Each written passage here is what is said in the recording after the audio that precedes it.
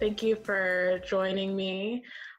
Just to give you a recap, I know I already sent you this in the email, but one of the reasons why I wanted to have this conversation with you is, as we've gotten into this transition to teleworking from home, I think I was thinking a lot already about disability justice in particular and accessibility.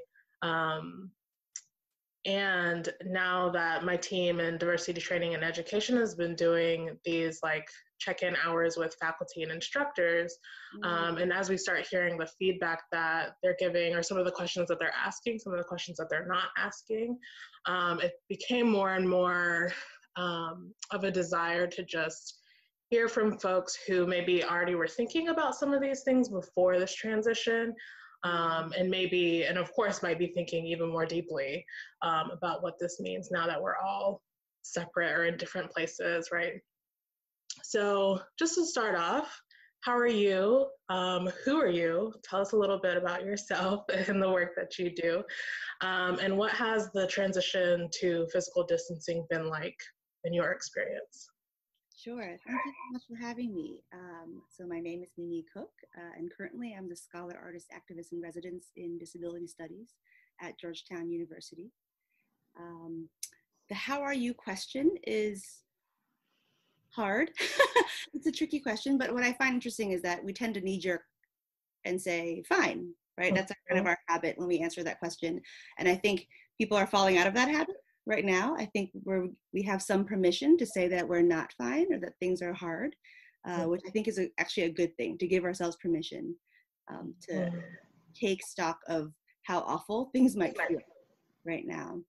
So I'm not fine, but I'm managing physical distancing as well, staying home, helping my daughter with online school, which is its own nightmarish situation. I homeschooled for a little bit in the past and swore never to do it again. And so now I'm non-consensually homeschooling while also trying to teach online at Georgetown. So juggling a lot of things. And I think a lot of people are juggling a lot of things right now. And one of the things that has become very clear to me with this physical distancing and quarantine is that productivity is a hell of a drug. I think people continue to tie their worth to how properly productive they are. I mean, that's how we usually think about our worth, right? We're supposed to be doing things, we're supposed to be accomplishing things, especially in academia. We really invest in this idea of productivity as a way to manifest our worth as a person and as a scholar and as a student. And that has been hard, I think, for a lot of folks to shed during this process. People are clinging onto it and unable to stop working or give themselves a break from working, even in the midst of a global pandemic. And I think that really shows how deeply invested we are in ideas about productivity and what it means for us as people. We are terrified of being called lazy, is what I found in my work in terms of mental health and disability studies. The word lazy carries a lot of connotation for a lot of communities, racialized connotation, and we sometimes are unable to resist the stigma of lazy. And so we work harder to prove that we're not lazy. And I think in this moment, because work is being taken away from some of us, or that it's just become too much to manage, we are even more scared of being called lazy. And I'm hearing that from colleagues, anxieties among faculty, and then definitely among students. I'm hearing students really worried about being unable to do their work and then being punished for not being able to do their work, and then feeling all kinds of shame around not being able to do their work. And I think that this helps us think more about our pedagogy.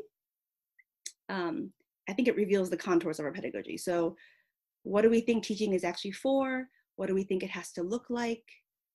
And in this context, when we're all having to work very differently, overloaded with all kinds of burdens, especially if we have dependents that we have to take care of, stressed out about being sick or our family members getting sick,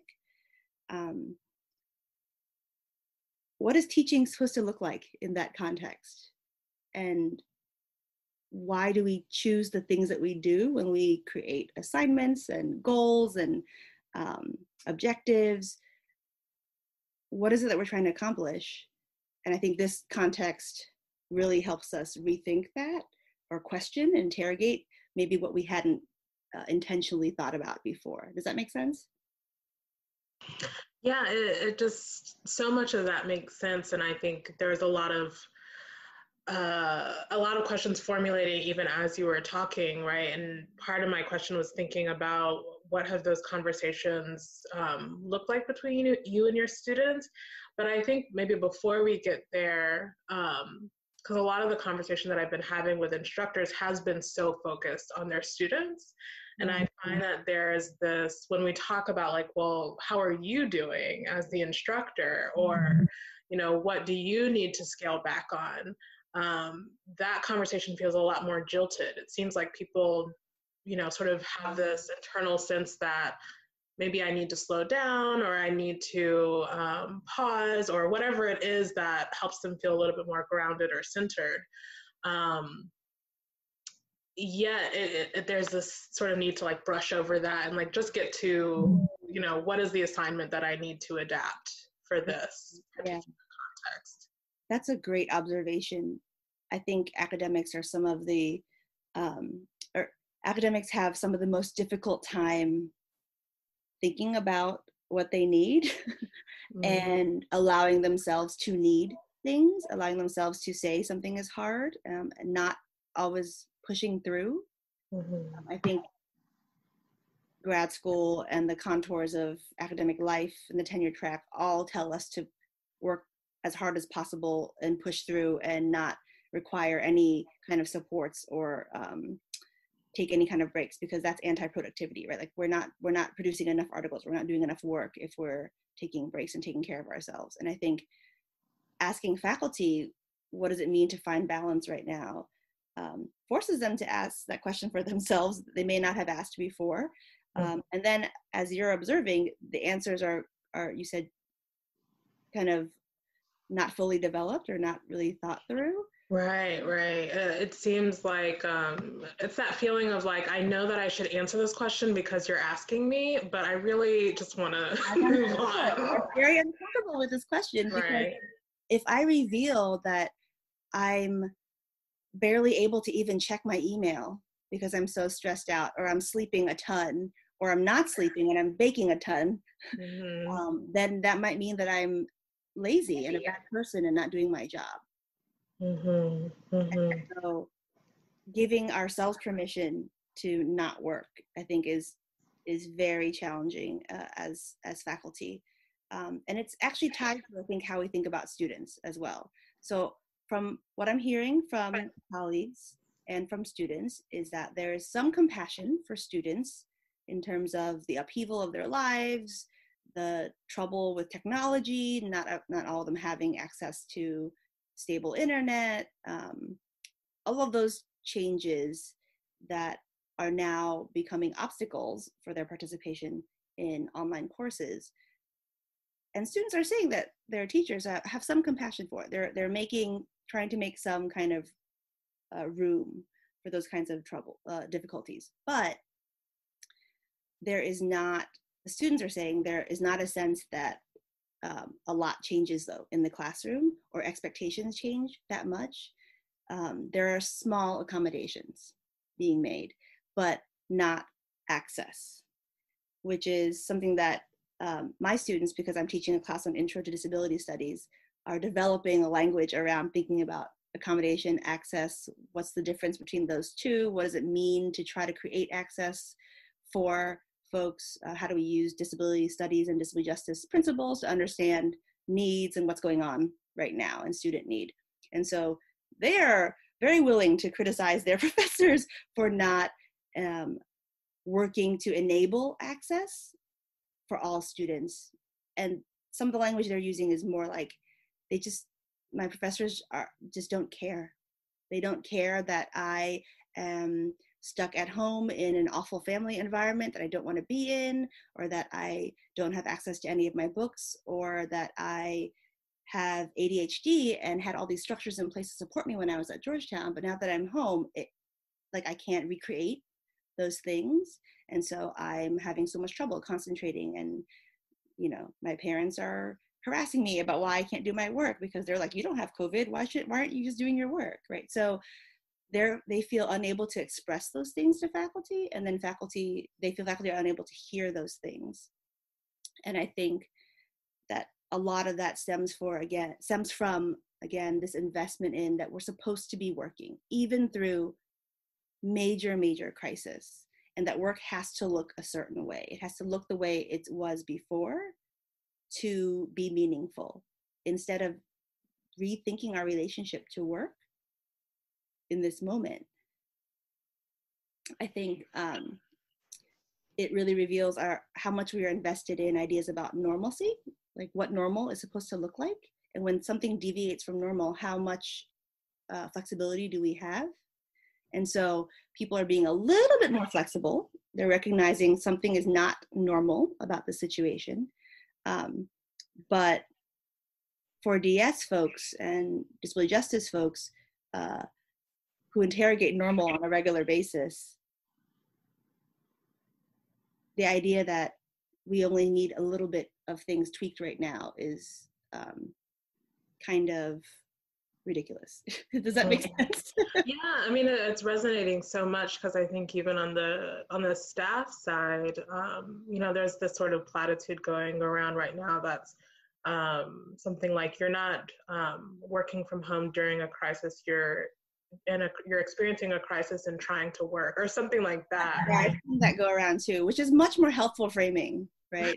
Right, and it is, and I find that people will, or that, departments or messaging from the university or whatever will sort of put that as a tagline, and then there's like tasks underneath that, right? Or there's like, now here are the things you need to get done. Exactly, right? And so I think it could be really helpful to explore, what exactly does access mean in the way that you teach it? What does care mean?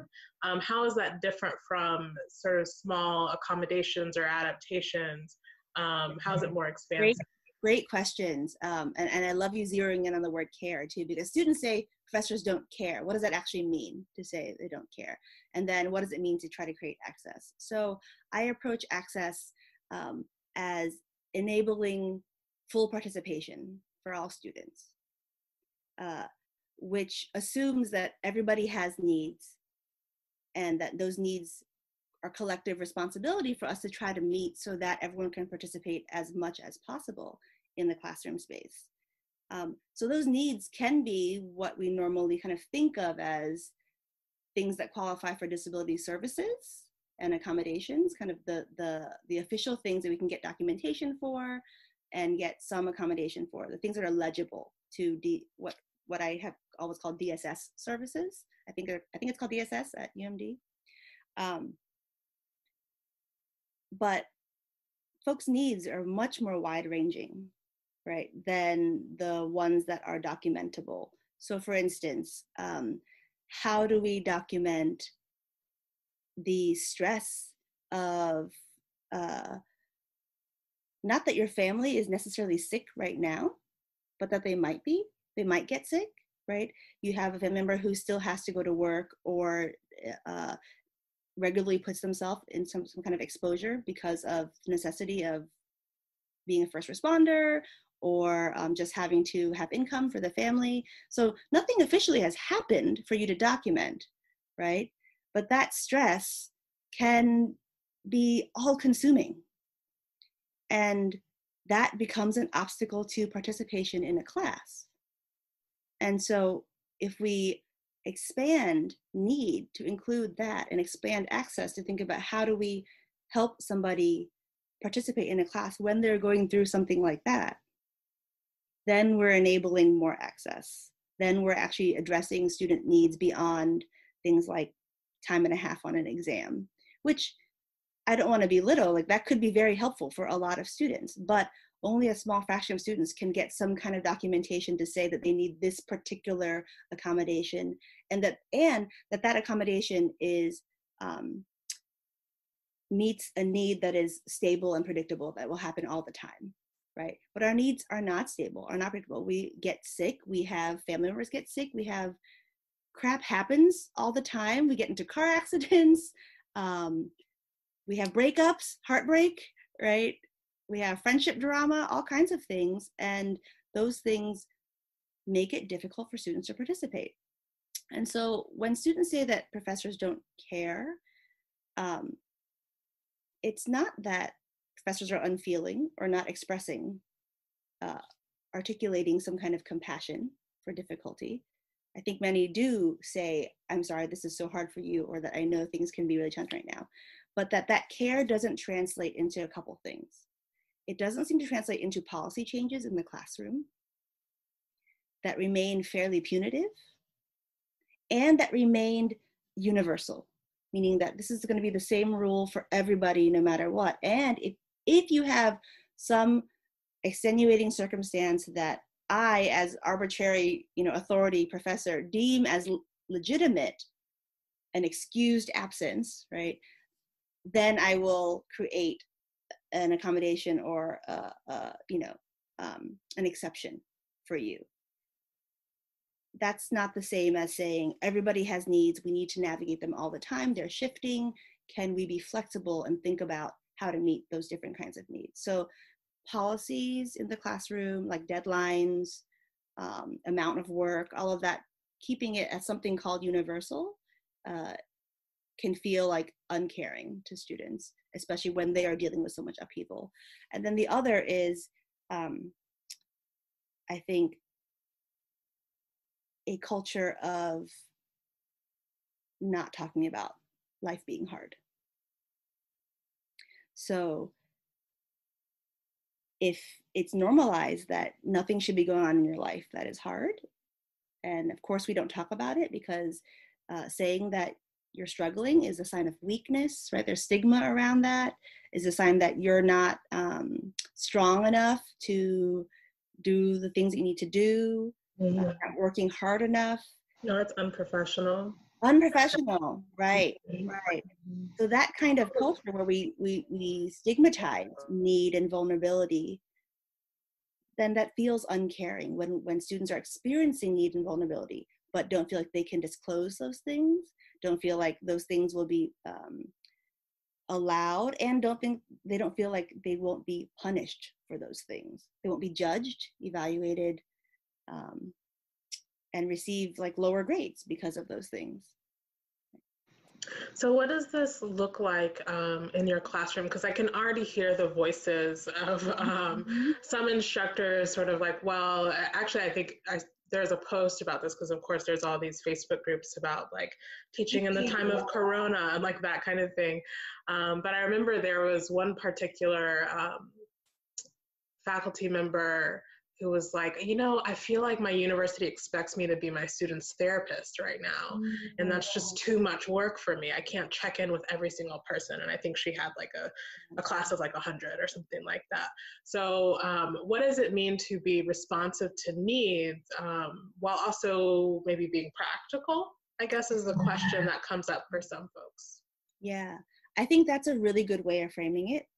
Especially in terms of boundaries and our own kind of capacities as instructors. I think that's a much more helpful way of framing it than, I'm going to pose an alternative, the way I've heard it framed when there is resistance to the idea about like being more flexible for students. I've heard a lot of anxiety about students lying and asking for things when they don't actually need those things, or pulling one over, right, faculty, which is why some faculty demand documentation for stuff. And that anxiety, I think, is different than the one that you're articulating. That first anxiety about students lying, I think, I don't know, I'm not gonna psychoanalyze that one right now, but that is there and it's very prominent. I hear it a lot. One of my answers to that is just, I don't care if they're lying. They don't have to disclose their lives to me, right? And clearly there is a need. Something is going on in their life so that they feel like they can't do something. And so they're asking for an extension because they need it. Whether or not their grandma actually died, I really don't, it doesn't matter to me. If it's true, that's awful. If it's not true, well, they didn't trust me enough to tell me what's going on in their life. And that's fine with me. And giving them that extension doesn't harm me in any way. But your question about balance, I think, is trickier, because how much do we give as faculty emotionally, emotional labor, and then our physical labor, and then our labor of grading and emailing, and there has to be a balance. So some of that I try to accomplish on the back end, meaning in terms of how I create my class in the first place, even before COVID, before this pandemic. So I don't take attendance, which I think is scary to a lot of faculty, because they're like, if you don't take attendance, then how will they come? When, but part of the reason why I don't, and I don't do like, you can have X number of unexcused absences, is because I feel like that's very arbitrary. Like, why should they only get 2 excused absences? You can easily be sick for more than 2 times. I get sick, right, all the time during semesters. So I build in non-punitive ways of tracking participation. So like, I grade participation, but not whether your butt is in the seat or not, right? And then I try to give multiple formats for participation. So come to class, participate, come to office hours, participate. If you have to miss class, we can think about alternative assignments to kind of get you to engage the thing that we engaged in class, but not like busy work to make up for anything. It's just like, if you want to participate on this particular topic, here are different ways that you can do that. I also build in sick days for myself in the class.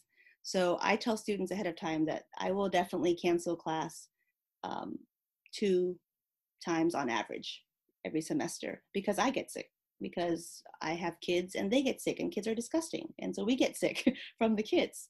So giving myself permission and building flexibility in the classroom, in my syllabus, so that if I have to cancel class, it's not the end of the world. Things can shift by a day. I build my own flexibility in.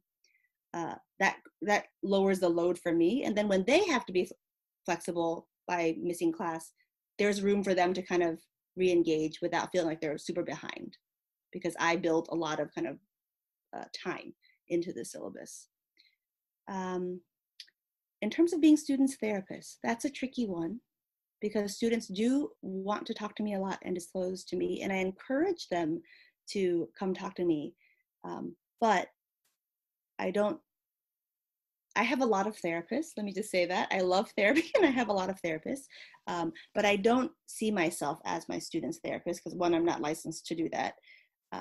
But I don't think that it's a clear dichotomy between like, either you are a official professional therapist or you don't talk to them at all about their needs, right? There's so much mentoring work that faculty and staff do in student affairs, right, for students all the time. And so I think we have to rethink the teacher in terms of what kinds of mentoring work we can do and how much care we can give that feels sustainable for us and that provides something for students. So I can't give students all the professional care that they need, but it's not that hard to just be like, I'm sorry that your life is hard. Let's think about ways of in the class to respond to that. And then outside of the class, do you have structures that you can access for care? And I can ask them that question without feeling responsible for taking care of all of their needs. I can kind of direct them to think about how to build structures outside of the class that support them.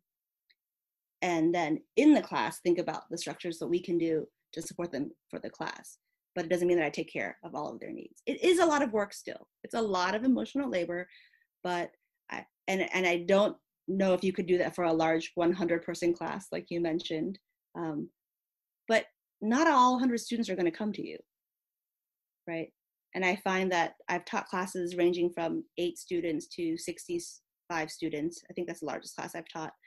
And the number of students that come talk to you, at least for me, have been pretty manageable. I had a TA in my larger class, and students would go to the TA as well if the TA expressed encouragement around coming to them to talk about flexibility and needs and access. And so it's been an okay balance for me. So I would love to hear a bit more about your teaching style, especially this, because part of the reason why I was drawn to you to have this conversation was seeing the joint Instagram page that you have for your Intro to Disability Studies class going right now. So could you talk about where that idea came from and how it's going? How does it connect to some of the things that we've been talking about so far in terms of access and care? Yeah. So when Georgetown announced they were going remote, this happened, I think, around March 11th or something. It was during Georgetown's spring break. And so we had several days before we come back from spring break to go remote. And I said, no, I'm not trying to figure out how to change my whole class to remote learning in 4 or 5 days. Plus, my students are all freaking out right now, I'm sure, and they're all traveling and trying to find their way back here or find their way back. Some of them flew directly back home and left all their stuff, in their apartments in Georgetown. And so this was way too much upheaval for us. And honestly, my class should not be the first priority for any of my students, nor for me. It's like dealing with this crisis and understanding what's happening in the pandemic should be a first priority. And so my response first was to take 2 weeks to adjust. I gave my students an extended spring break. They asked for it. Students actually organized at Georgetown in general to ask for an extended spring break. They didn't get it, but I decided to implement it myself in my classroom. And so I gave them 2 extra weeks of spring break because they're also being asked to move out of Georgetown during that time. And it didn't make sense to me to restart classes while students are in the process of moving. And during that time, I had to then think about, what is the point of my class right now? What is the point of students participating in this class during a crisis like this? And it only made sense to continue this class if the class would actually help them through this moment and not become an additional burden or an additional stressor in their life. And so how do I revamp this class to make it helpful for them to understand what's going on and to survive what's going on? And I recognize that's not going to be easy for all classes. For my class in disability studies, it made a lot of sense to take the content of the class and then shift the form of it to make sure that it gives students critical tools for thinking about what's happening in the world. So this is where I came up with the Instagram assignment. And this was inspired. I've seen other faculty do this. I have a colleague named Ronak Kapadia at University of Illinois at Chicago. And he has an Instagram page for his grad students, and they create memes and post there. And I've been following that for a while, and it's really fun. And I thought, okay, what if I created one for my students, a shared account, where they could document what's happening in their life?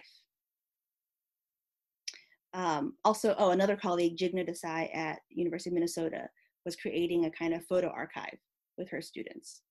And these are some of the shared resources that get shared around on social media, right? The Facebook groups around teaching during Corona. So I saw these resources and I thought, how could I adapt this for my class? And if we created a shared Instagram, students could take a picture and then write a caption that talks about how they're feeling, what's going on in their life, and apply course concepts. So questions of access, questions of need, questions of ableism. What does ableism look like right now? Where are we seeing it? How does it intersect with other things? How are we building structures to meet our needs? What do you need right now? What do your family members need right now? And so that's the prompt that I gave them. And then an image description, which is sort of best practices in the disability studies world. And I thought of this as an archive of access, an archive of feeling, right? We would document what we're feeling, but also of access, what kinds of accessibility that we want and need and are seeing right now. And the students have blown me away by this Instagram account because they are applying their course concepts directly to their life, which is for me the ultimate goal of any class, like to take the course and use it beyond the space of the classroom and beyond the time of the semester, right? So they're doing that already. They're being super thoughtful and they're being super vulnerable. They're actually sharing about their lives and their fears and their stresses in ways that I think discussion threads don't always, capture, or even in-person, face-to-face discussions don't always allow them to be that vulnerable. For some reason, the social media space, even as it's a public account, they feel more vulnerable or feel more able to be vulnerable in that space. And that assignment for me felt like it fulfilled a couple things. It's small and manageable. They post once a week. It uses course concepts. It asks them to apply. And then because they are reflecting on how they're feeling, I'm hoping it actually meets a need for them, right? It helps them process what is happening around them. So it's helpful to them, not just meeting some kind of arbitrary assignment requirement in my course. So that Instagram account has been what's been giving me life, reading it. And I feel more connected to my students that way. I also get to see what's happening in their lives, and I get to see the contrast between what they're saying life is like and what the university is telling me the students are saying life is like. Because we get those official emails, right, from our universities kind of saying, now it's week whatever of remote learning, and we're all doing so great. And faculty are doing all these great things to help their students. Students are saying that they're enjoying this, and that. And blah, blah, blah, blah. And it's a stark contrast to what students are actually writing on my Instagram account with them about what their life looks like. And so I feel like that allows a window into something that these other more official channels don't. That sounds amazing. We are in the last couple of minutes, so before we go, I want to make sure to ask about tarot. Can you talk a bit about what is the role that tarot plays in the work that you do broadly, but specifically in this class or in the classes that you teach? Yeah, thank you for that. So part of, I guess, how our conversation got conceived of is, I'm assuming, my work with Open and Emergency, which is my hybrid book arts project on Asian American mental health. That includes several art pieces. Actually, I realize it's behind me, right there. It's a box, it's not a book. And it includes 5 critical arts pieces that intervene in how we think about mental health from an arts and humanities perspective, and drawing on Asian American studies and disability studies. And one of the pieces is an original tarot deck, which confused a lot of people at first. One, like, what does tarot have to do with intellectual work, academic work, right? And then 2, what does it have to do with mental health? Which is a question when I made this project. It came out in late 2016 in its first edition. And we conceived of this project by thinking of what are Asian American mental health needs, what are the conditions that shape Asian American mental health, and then what are forms that we could devise to address those mental health issues. And tarot became one of those. Tarot cards, as traditionally used as divination practice, right? But if you look at traditional tarot cards, they come from they're medieval Italian playing cards, right? They come from this European white background. What does that have to do with Asian Americans? And while we can find meaning in them, I thought, what if we had a deck, Asian American tarot deck, right? A deck that was made by Asian Americans for Asian Americans, drawing on Asian American experiences and Asian American studies knowledge. And so we just decided to make one. And so we created a deck, renamed most of the tarot cards, I solicited artists and writers to visually render these images, but also theorize them and write text on the back of each card. Okay, so we published that in 2016, and then that I use in my classroom. And many folks have, we have a teaching program, and a lot of people course adopted the issue to teach about all kinds of things. And so with this tarot, what I'm having my students do, and what I've actually have had them do even before COVID, is to do tarot readings for themselves as an assignment. So draw one of these tarot cards, read it, and think about how this particular force, for instance, if they pull the model minority, or if they pull a new card we have now is the emergency, that theorizes the structures in place around a discourse of emergency, which I think is very relevant right now, right? What is an emergency? What is a national emergency? What does that mean? What gets deployed when we say something is an emergency? How does it feel to be in something called an emergency? And I have students read these cards and think about how it resonates with their life and what kinds of tools it gives them for rethinking what's happening. And so this draws on Asian American studies, but in a very different form and very different genre, because it is, the text on the cards are like prose poetry. So it's using the arts, but it's also drawing on, theoretical concepts from academic fields through language that is much more poetic than how we normally see.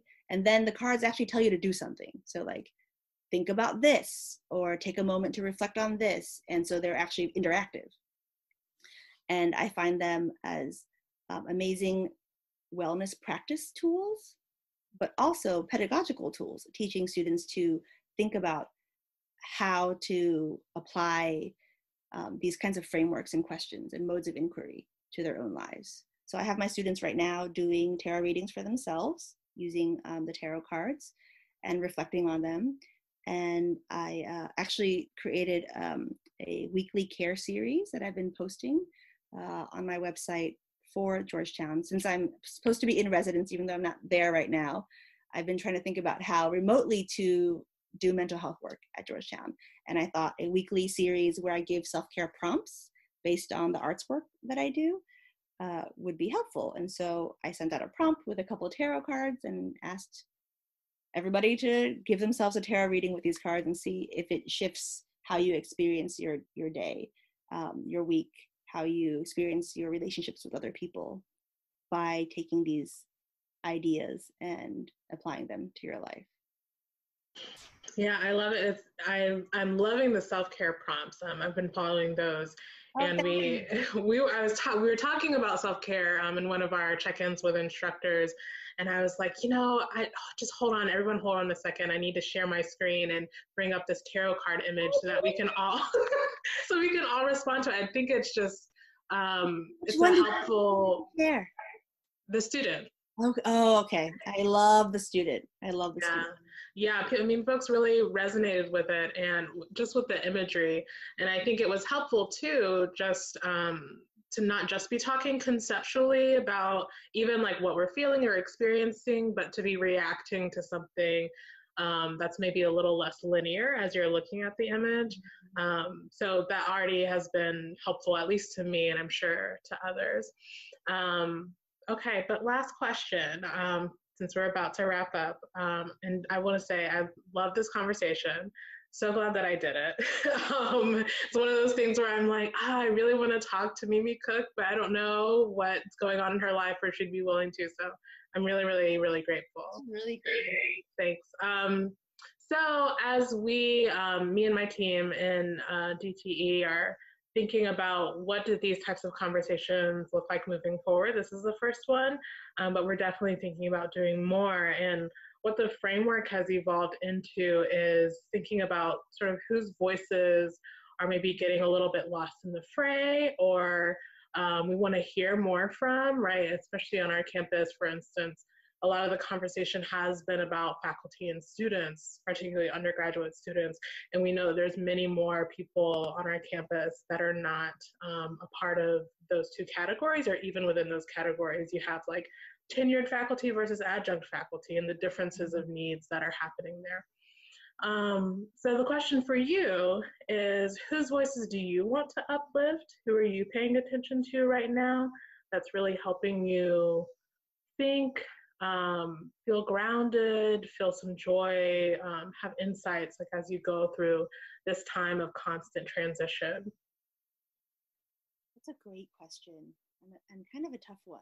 I think, so in general, my approach is always to listen to the voices of the most vulnerable, because I feel like that reveals the weight of social forces being pressed down the most, right? Those who are most vulnerable to those forces are going to tell us what it's like best. And so in the case of the university, that's, like you mentioned, students and contingent faculty, right? Adjuncts. And I'm an adjunct. I identify as contingent faculty. I was an adjunct at Maryland for 5-6 years, a little bit longer. And those who are most vulnerable are going to experience all these changes in the scariest kinds of ways, right? That the precarity they already experience gets compounded. But it's twofold. I feel like those who are most vulnerable reveal the contours of violence, structural violence for us most clearly. They also, for me, provide the most hope, because it is the work that vulnerable populations have to do to build community and build sustainability for themselves and build structures of care for themselves, because those in power often don't build the kind of structures that we need, right? So I know you're hearing a lot from students, but I find that we don't actually listen to students as much as we think we do. Let me shift that. I think student affairs folks listen to students a lot, is my experience. I think faculty don't listen to students as much. And then I don't even want to get into what administration does with students. I find that listening to students is both the most heartbreaking and hopeful thing that I can do, because they've always been the canary in the coal mine for me. Their voices, when we listen to them, tell us so much about what forces bear down upon them, the way the university becomes both a translator and an administrator of social forces. And if we let them, students tell us what hurts, what they need, and what we might do together to make the world a better place. Well, thank you so much, Mimi. I think there's nothing else to say after that. Thank you. Yeah. I hope this was helpful. I don't know if I gave a lot of concrete things, but I hope the conversation is helpful for just rethinking our relationship to work, to productivity, to need, to allow ourselves and students and everybody to say, like, we need stuff right now, we need help, we need support. How do we take care of each other in these times?